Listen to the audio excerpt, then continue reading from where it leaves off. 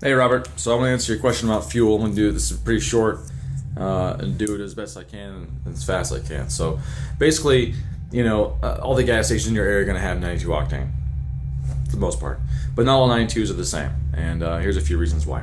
So one of them is the way we judge octane in the U.S. or grade octane is called the R plus M over 2 method. So R plus M over 2. And what that basically is the RON, which is research octane, and then MON, which is motor octane number. So these two methods are different. Research octane was the way they first started doing. They had this special SAE single cylinder engine with a variable deck height, so the head basically moves up and down on this to increase the compression ratio. And when they put the test fuel in, then they run the engine at 600 RPM on the test fuel until it starts to knock. And then when they knock, then they add, I believe it's heptane to the mix, and whatever percentage they got to add to that to make it, not knock up to a certain point, whatever, blah, blah, it comes up with an octane value.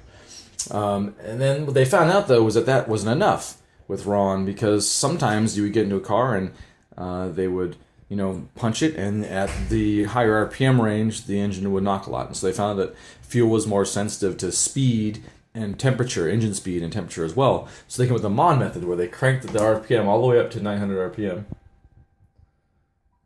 And they also preheated the fuel, and I believe air at like 100 degrees or something like that. So it was a little more less ideal conditions, I would say, for the MON. But what that does is that gives us this range.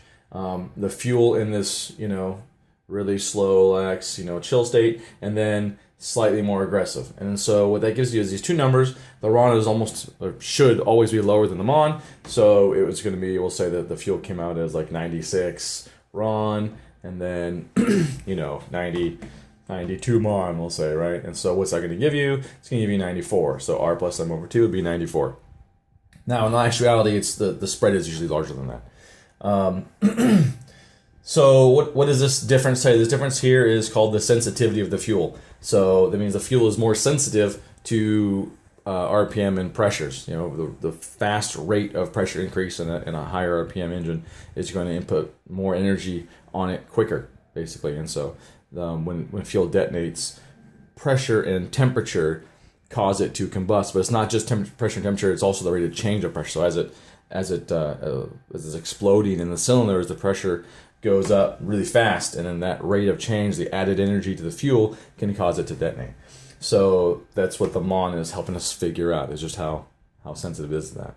And so what that means, though, is that you can have a fuel that's a 98 RON, right, but then be a 90 MON, okay? It's still going to come out to the same octane of 94, so at the pump it can still be 94, but technically this fuel is more sensitive, and chances are it's going to run worse in your high-performance car.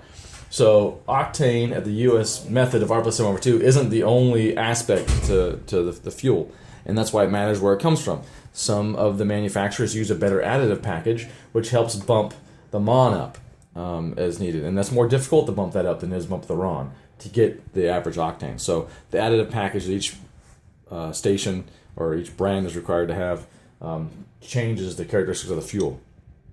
Next, however, is, let's say BP has a really good additive package.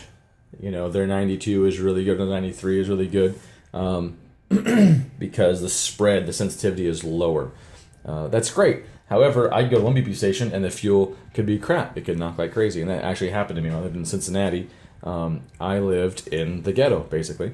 And in the ghetto, people don't tend to use Supreme or premium octane fuel. They're usually using the lower grade 85 or 87 or whatever it was over there. And so when I went to the BP next to my house in the ghetto, and I ran their 93, my car knocked like crazy, and it ran terrible. And the reason for that is that the fuel is sitting in the tank. It's not getting used, right? It goes bad as it sits, especially with the new ethanol fuels that we have with 10% ethanol. The fuel goes bad faster. Ethanol is an alcohol, and it absorbs water vapor out of the air, and then dilutes the fuel, and then it adds water in the fuel, which is not any good. And that also deteriorates the gasoline faster. So you have ethanol, which by itself is good, but as it is exposed to air by sitting in a tank for a long period of time, then it absorbs water, and that messes the fuel up even faster. So it's important that when you go to a station that the fuel is used a lot. So 1 BP could be great, and then the one next to my work, which is right next to the freeway, which is in a more wealthy area, the fuel there was great. The 93 never knocked. It was really, really stable, and it was good fuel. They're both BPs, and they both came off the same truck. It's just this one actually went through the gas, and so the gas has always been replenished, whereas this one, the gas sat. So those are the big things that you need to keep in mind. That, yeah, the brand is important, but more important is the fuel being used? You know, there's plenty of cases where ARCO, which is normally can be pretty crappy gas, could be better than this BP gas because the ARCO is not sitting.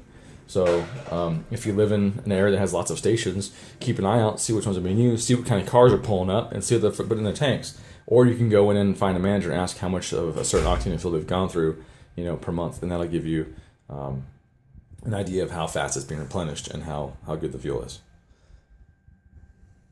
Any questions?